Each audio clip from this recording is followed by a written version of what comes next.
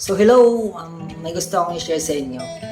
Meron kasing kasabihan o meron isang senaryo na nagustuhan ko. The more na hinahabol mo daw yung isang butterfly, 'di ba? Isipin niyo lang butterfly na habol mo. The more din siya napapalay ng papalayo. O the more na chine-chase mo yung butterfly, lumilipad sa palayo.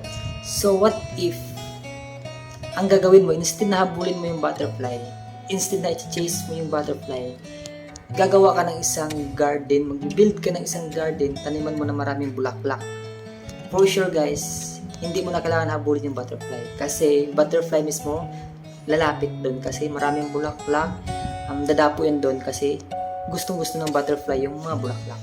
So in real life, siguro tayo konti, i-relate natin sa totoong buhay. Sa pangarap, kung may gusto, alam naman natin lahat tayo may mga goals, may mga pangarap.